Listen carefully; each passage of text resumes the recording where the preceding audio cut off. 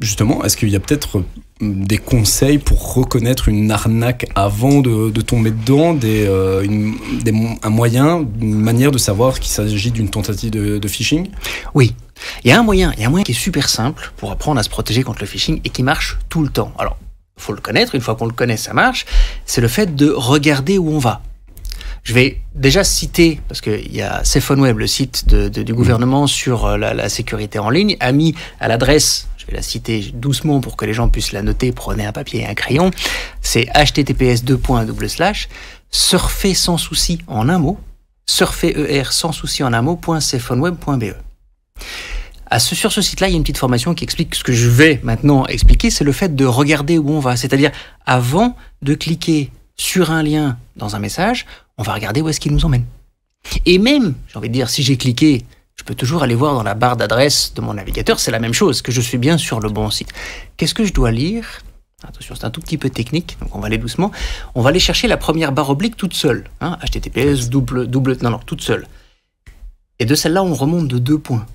De 2 points. Et en fait, entre le premier des 2 points et la première barre oblique, je sais que c'est un peu difficile à comprendre virtuellement, mais c'est le site sur lequel je vais.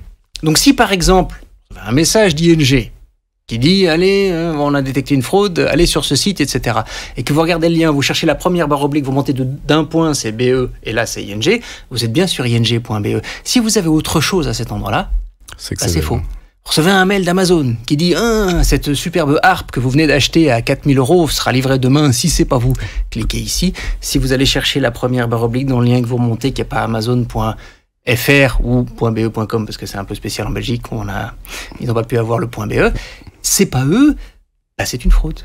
Mais pour plus d'informations, plus précisément, surfez sans souci.safeonweb.be.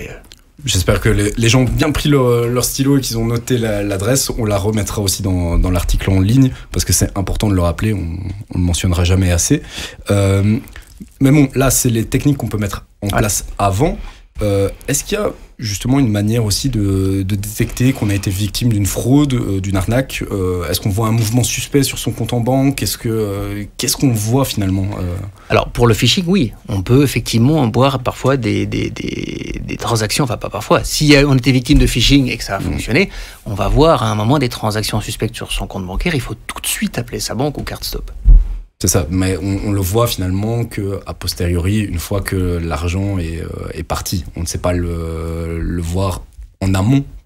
Non, c'est ça. On a pu le voir avant de cliquer, si on a fait attention et qu'on a suivi la formation sur surfer sans souci.safeonweb.be.